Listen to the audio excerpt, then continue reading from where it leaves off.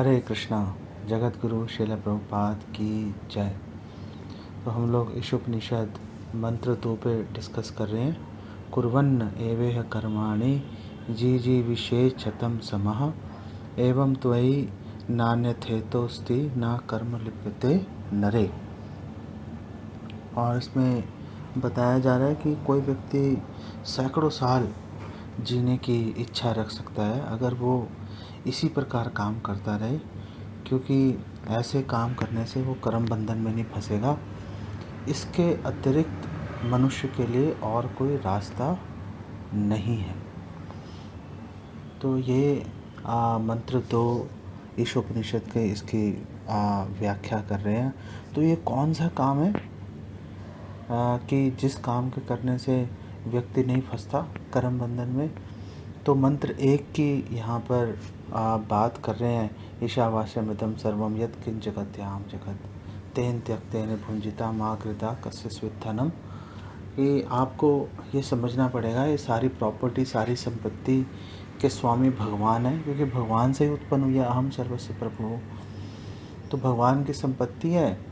तो जो भी भगवान ने आपको अनुग्रह पूर्वक प्रदान कर दी, बस उसको अगर स्वीकार करके भगवान क्योंकि स्वामी है उनकी इच्छा के लिए अगर काम करते रहेंगे तो कर्म बंधन में नहीं फंसेंगे।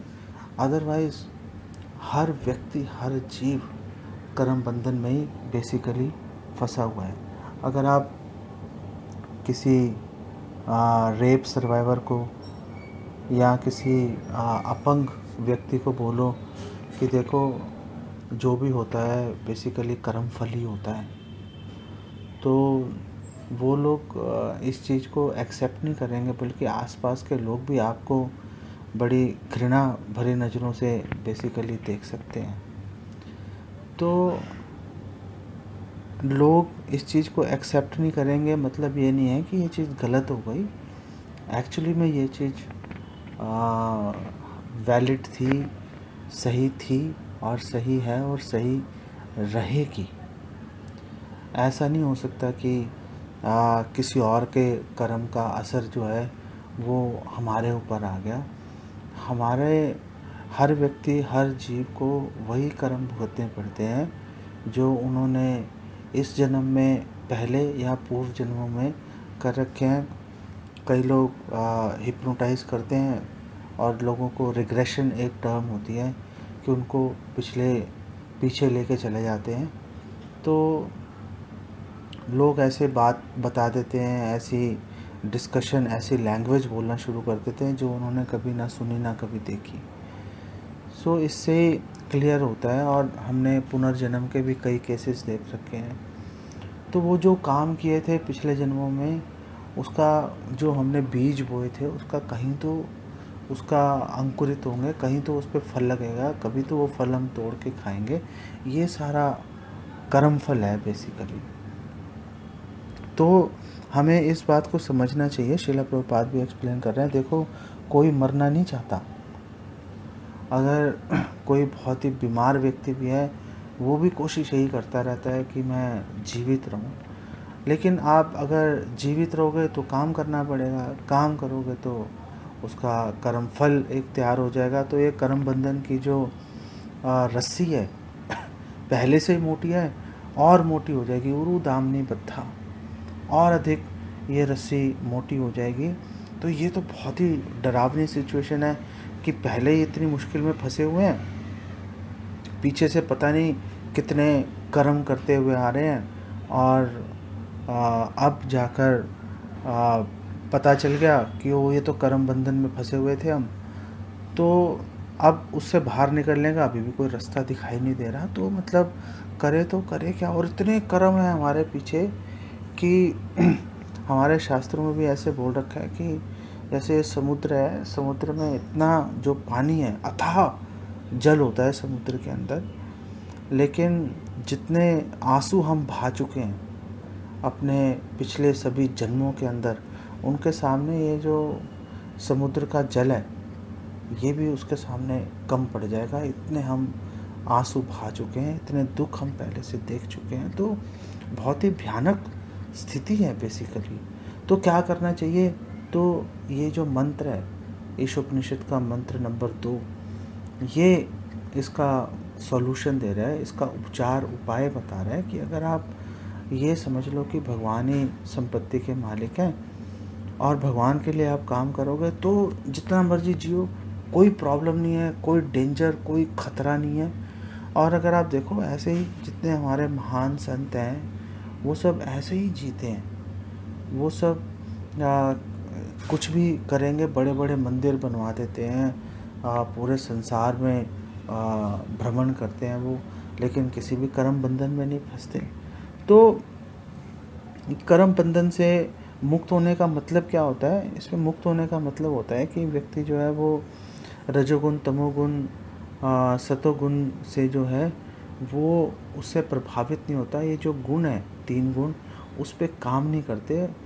काम नहीं करते का मतलब क्या है कि जो मुक्त व्यक्ति होता है, लिबरेटेड, वो नैष्कर्म्य के बेसिस पे काम करना शुरू कर देता है। नैष्कर्म का मतलब है लिबरेटेड सोल होती है बेसिकली। कुछ भी करेगा, कोई उसके कर्म बंधन का असर आएगा ही नहीं। और कर्म बंधन नहीं है, इसलिए ऐसे व्यक्ति के लिए पुनरपि जननम पुनरपि मरणम का कोई कॉन्सेप्ट ही नहीं होता। तो ये कैसे हो जाता है कि कोई फ़र्क ही नहीं पड़ रहा? तो भक्तिनोद ठाकुर एक्सप्लेन कर रहे हैं। वो कह रहे हैं कि ऐसा इसलिए नहीं होता, उसको कोई असर इसलिए नहीं आता क्योंकि अगर कोई व्यक्ति अपने सारे कार्य भगवान को समर्पित कर देता है, यत् करोषि यत् दशनासि यत् जुहोषि ददासि यत् तपस्यसि कौन्तेय तत् कुरुष्व मद अर्पणा, मुझे अर्पण कर दो जो भी कर रहे हो। अगर अर्पण कर देता है तो सारे जो एक्टिविटीज़ हैं, सारे कार्य जो हैं वो आध्यात्मिक हो जाते हैं। भक्ति रसामृत सिंधु में भी रूपा गोस्वामी इसकी चर्चा कर रहे हैं 187 के अंदर। यहाँ यस्य हरेर दास्ये कर्मणा मनसा गिरा निखिलासु अपि अवस्थासु जीवन मुक्त स उच्यते। अगर कोई व्यक्ति ने ये स्वीकार कर लिया मैं तो कृष्ण का दास हूँ, बस। और कृष्ण का दास का मतलब क्या है? उसने अपने मन से, अपने कर्म से, अपनी वाणी से उसने केवल भगवान की सेवा में लग गया, तो इस संसार में रह रहा है लेकिन मुक्तावस्था में है, फिर किसी कर्म बंधन में नहीं फंसता वो। भगवत गीता 3:9 में भी भगवान कृष्ण इस बात की पुष्टि कर रहे हैं। यज्ञ अर्थात कर्मणो अन्यत्र लोकोयम कर्म बंधना तदर्थम कर्म कौन्तेय मुक्त संग समाचरा। कि अगर आप यज्ञ अर्थात विष्णु के लिए अगर आप कार्य करते हो तो कोई प्रॉब्लम नहीं है अन्यत्र, लेकिन आप उनके अलावा भगवान को अगर उद्देश्य बनाकर नहीं किया तो कुछ भी करोगे कर्म बंधन में फंस जाओगे। चाहे आपने कितना ही समाज कल्याण का कार्य कर दिया, कितने अस्पताल बनवा दिए, कितने विद्यालय खुलवा दिए, कुछ भी कर दिया आपने, कुएं खुदवा दिए, लोगों को खाना बंटवा दिया, लेकिन अगर भगवान केंद्र में नहीं है, सेंटर में नहीं है, तो कर्म बंधन का कारण बन जाता है वो। तो ये इस चीज़ को हमेशा बेसिकली ध्यान रखना चाहिए। ये हमें पता होना चाहिए कि जो मनुष्य योनि है बेसिकली अन्य योनियों के समान ही है। अन्य योनियों के समान कैसे है? इन द सेंस कि सभी लोग कर्म बंधन से बंधे हुए हैं। यस्तो इंद्र गोपम अथवा इंद्रम अहो स्वकर्मा बंधानुरूप फल भाजन मातन होती। ब्रह्मा जी कह रहे हैं इंद्र और एक इंद्र गोपम नामक कीड़े में कोई फर्क नहीं है। क्यों फर्क नहीं है? दोनों कर्म बंधन की फांस से बंधे हुए हैं। तो कोई फर्क है भी नहीं, लेकिन एक फर्क है भी सही मनुष्य और बाकी योनियों के अंदर। वो क्या फ़र्क है कि मनुष्य योनि में हमें एक अवसर, एक चांस, एक मौका मिल जाता है कि हम मुक्त हो सकते हैं। तो कैसे हो जाएंगे मुक्त? कैसे हम इस अवसर का लाभ उठा सकते हैं? तो पहले हमें ये जानना पड़ेगा कि कर्म क्या है, विकर्म क्या है और अकर्म क्या है। भगवान कृष्ण भगवत गीता में बोल रहे हैं कि जानना चाहिए। हर व्यक्ति को, हर सभ्य व्यक्ति का ये कर्तव्य है कि वो इस बारे में जानकारी प्राप्त करे। कर्म का मतलब जो शास्त्रों के अनुरूप कार्य है, पुण्य कर्म है जिसका आपको अच्छा फल मिलेगा। विकर्म मतलब जो शास्त्रों के विपरीत कार्य हैं, मांसाहार, नशा, व्यभिचार, जुआ इत्यादि जो कार्य है ये शास्त्रों की उक्तियों के, शास्त्रों की शिक्षाओं के विपरीत है। तो इसलिए इसका जो फल है वो पाप के रूप में आता है, दुख झेलने पड़ते हैं। और तीसरा अकर्म है कि आप कुछ भी करो वो आपको उसका असर ही नहीं आएगा। तो जो इंटेलिजेंट व्यक्ति है, जो बुद्धा, जो समझदार व्यक्ति है, वो ना कर्म से आसक्त होता है ना विकर्म से आसक्त होता है। वो तो बस अकर्म के ऊपर फोकस रखता है अपना, कि भैया ऐसे काम करूँगा जिससे कर्म बंधन में नहीं फंस जाऊँ, और ना केवल फंस जाऊँ बल्कि उसके बल पर जो मेरे पुराने कर्म और विकर्म है वो भी मेरे नष्ट हो जाएं। तो प्रभुपाद बोल रहे हैं कि देखो, एक गृहस्थ बनने में, शादी ब्याह करने में कोई हर्ज नहीं है, कोई उसमें प्रॉब्लम नहीं है। आप समाज सेवा इत्यादि आप कर सकते हो, लेकिन आपको ये हमेशा ध्यान रखना पड़ेगा कि भगवान केंद्र बिंदु में रखने पड़ेंगे। अगर भगवान केंद्र बिंदु में नहीं है तो बहुत बड़ी प्रॉब्लम है। तो आप बेसिकली कर्म के अंदर फंस जाओगे और दोबारा आपको जन्म लेना पड़ेगा। तो इसका मतलब है कि अगर आप किसी भूखे को खाना खिलाना चाहते हो तो उसको कृष्ण प्रसाद तो देना ही है, लेकिन ऐसे नहीं छुप के भोग लगा के उसको दे दो। आप कृष्ण प्रसाद दे रहे हो, आप ये सामने से बता के दो कि भैया कृष्ण प्रसाद है, कीर्तन करो खूब प्रसाद डिस्ट्रीब्यूशन के समय, और लोगों को भी कीर्तन करने के लिए प्रेरित करो। तो ये जो बात है, ऐसे कार्यों से कुछ थोड़ा सा भी ऐसा कार्य कर दिया, इससे बड़े से बड़े खतरे से भगवान बचा लेता है। भगवद गीता में भगवान कह रहे हैं 2:40 के अंदर, नेहा विक्रम नाशोस्ति प्रत्यवायो न विद्यते स्वल्पम अपि अस्य धर्म से त्रायते महतो व्याध। थोड़ा सा भी अगर हमने अकर्म कर दिया, भगवान की सेवा कर दी, तो बड़े बड़े खतरों से बचा लेंगे। बड़े बड़े खतरे से बचाने का मतलब क्या है, प्रभुपाद एक्सप्लेन कर रहे हैं कि 84 लाख योनियों में बार बार जन्म मृत्यु से हमारा छुटकारा हो जाएगा। तो अगर कोई मनुष्य योनि में आ गया और उसने ये अवसर खो दिया, तो प्रभुपाद बोल रहे हैं बहुत ही अभागा, दुर्भाग्यशाली व्यक्ति होता है। क्यों? क्योंकि वो दोबारा ये जो इवोल्यूशनरी साइकिल है, जो निम्न योनियों में जाकर फिर धीरे धीरे ऊपर उठने का जो क्रम है, वो उसके अंदर फंस जाएगा। तो हमें ये क्रम दिखता क्यों नहीं है? हम क्यों नहीं इस क्रम को देख पा रहे? तो प्रभुपाद उससे उत्तर दे रहे हैं कि हम इसलिए नहीं देख पा रहे क्योंकि हमारी इंद्रियां अपूर्ण है, हम भूल जाते हैं। जैसे भगवान कृष्ण ने अर्जुन को बोला कि देखो भाई, मैंने ये ज्ञान पहले सूर्य के देवता विवस्वान को दिया। अर्जुन ने बोला ऐसा कैसे हो गया, मैं इसको कैसे समझ लूँ? आपकी मेरी आयु तो बराबर है, आप कह रहे हो करोड़ों वर्ष पहले दे दिया था। तो भगवान ने कहा कि भाई मुझे याद है, तुम्हें याद नहीं है। ऐसी बात नहीं है कि तुम्हारा अस्तित्व नहीं था, बट तुम इस बात को याद नहीं रख पाए। क्यों? अपूर्ण इंद्रियों के कारण ये एक प्रॉब्लम है। सो शिला प्रभुपाद बोल रहे हैं कि देखो, अगर आपने हज़ारों साल की आयु भी हो गई फॉर एग्ज़ाम्पल, लेकिन अगर भक्ति नहीं की, तो फिर पॉइंट क्या है कि आप एक पेड़ की तरह जिए जा रहे हो, या लुहार की धौंकनी की तरह सांस ले रहे हो, या कुत्ते बिल्लियों की तरह बच्चे पैदा कर रहे हो, या ऊँट की तरह चबाए जा रहे हो। तो इसका क्या पॉइंट है? और आप देखो, स्वीडन में एक पेड़ है, 9,500 साल की उसकी आयु है, ऐसा लोगों ने एस्टिमेट किया। एक कैलिफोर्निया में एक वृक्ष है, उसकी करीब 5,000 साल की उसकी आयु एस्टिमेट की गई है। तो लेकिन उसका कंट्रीब्यूशन क्या है? उसने क्या हासिल किया? कुछ हासिल नहीं किया। इतनी लंबी उम्र थी, लेकिन आपका अचीवमेंट क्या है? आपने क्या योगदान दिया? क्या आपने मेरिट, आपने क्या उसमें से कुछ उपलब्धि है? कोई उपलब्धि नहीं है।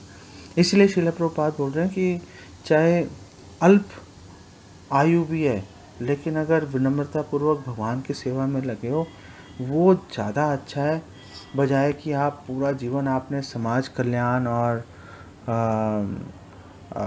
दान पुण्य के अंदर आपने लगा दिया, भगवान केंद्र बिंदु में बिना रखे, तो कोई पॉइंट नहीं है। तो क्वेश्चन कोई व्यक्ति उठा सकता है, तो क्या कृष्ण भक्ति के अलावा कोई और विकल्प है कि नहीं है? तो श्रील मध्वाचार्य नारदीय पुराण को कोट कर रहे हैं और वहाँ पे वो बोल रहे हैं, यज्ञस्य कर्म लिप्यते कृष्ण उपासतिम अकुर्वतः ज्ञानेनोपि यतो ह्रास आनंदस्य भवेद् ध्रुवम् अतो लेपे पि लेपः स्यात् अतः कार्य एव सा सदा। तो मध्वाचार्य इसको एक्सप्लेन कर रहे हैं। वो बोल रहे हैं, देखो अगर कोई व्यक्ति अज्ञानी है, मूर्ख है, अबोध है और वो भगवान कृष्ण की भक्ति नहीं कर रहा, तो इस श्लोक के अनुसार वो पाप अर्जित कर रहा है। अब दूसरी तरफ आ जाते हैं, ये एक एक्सट्रीम है, दूसरी एक्सट्रीम पे आ जाते हैं कि अगर कोई ज्ञानी है, नॉलेज है उसको और पूरी नॉलेज है उसको, मुक्त है बेसिकली, ब्रह्म ज्ञान उसको प्राप्त हो गया, लेकिन अगर वो कृष्ण भक्ति नहीं कर रहा तो क्या होगा? तो नारदीय पुराण का ये श्लोक कह रहा है कि वो भी पाप अर्जित कर रहा है। तो इसका मतलब जो ज्ञानी है वो भी, जो कि पाप से मुक्त है, वो भी पाप के अंदर लिप्त हो जाएगा अगर वो भगवान कृष्ण या विष्णु या नारायण इनकी अगर भक्ति नहीं करेगा। तो इसका मतलब क्या है? इसका मतलब ये है कि हर मनुष्य का, हर व्यक्ति का, जिसके पास विवेक है, उसका ये कर्तव्य है कि भगवान की सेवा में नियोजित हो जाए। इसके अलावा अगर आप बोलोगे तो बात बेसिकली बनेगी नहीं। और भक्तिविनोद ठाकुर कह रहे हैं, देखो जो नॉलेज होती है ना, एंड ऑफ द डे जो नॉलेज है, ये नॉलेज का मतलब कि कृष्ण ही सभी संपत्तियों के स्वामी हैं और कृष्ण भक्ति और हमें कृष्ण की सेवा में करनी चाहिए। तो ये जो नॉलेज है, इसकी परिणति, इसका जो परिणाम क्या निकलेगा? इसका परिणाम भक्ति निकलेगा। इसका मतलब नॉलेज, ज्ञान और भक्ति में कोई डिफरेंस नहीं होता। और भक्तिविनोद ठाकुर नारद पंचरात का ये श्लोक कोट करते हैं, सर्वोपाधि विनिर्मुक्तम तत्परत्वेन निर्मलम ऋषिकेण ऋषिकेश सेवनम भक्ति उच्यते, कि आपने सारी उपाधियों से आप विमुक्त हो गए और सभी प्रकार के ज्ञान इत्यादि से आपका मन निर्मल हो गया। और फिर क्या करेंगे? फिर क्या करेंगे? ऋषिकेण, अपनी इंद्रियों को ऋषिकेश, इंद्रियों के स्वामी की सेवा में लगा देंगे। उसी का नाम भक्ति है। तो ज्ञान जो है एक्चुअली में उसकी परिणति भक्ति के अंदर हो जाती है। तो और क्यों ऐसा करना चाहिए? तो भागवतम 1.5.12 इसके बारे में बताता है कि नैष्कर्म्यम अपि अच्युत भाव वर्जितम न शोभते ज्ञानम अलम निरंजनम, कि आपने आत्म साक्षात्कार कर लिया और आप सभी प्रकार के भौतिक आसक्तियों से मुक्त हो गए, निरंजनम, सभी भौतिक उपाधियों से आप मुक्त हो गए, लेकिन ना शोभते ज्ञानम, लेकिन ये ज्ञान शोभा नहीं देगा अगर अच्युत भाव वर्जितम, अगर उसमें अच्युत मतलब भगवान कृष्ण अगर उसके अंदर केंद्र बिंदु के अंदर नहीं है, अगर भगवान कृष्ण के प्रति भाव, भगवान कृष्ण के प्रति अगर सेवा भाव नहीं है, तो वो शोभा नहीं देता। शोभा नहीं देता मतलब पाप का कारण बेसिकली बन जाता है। यही इस उपनिषद के इस श्लोक में बताया गया है। इसको यहीं विराम देते हैं। जगत गुरु श्रील प्रभुपाद की जय। हरे कृष्णा।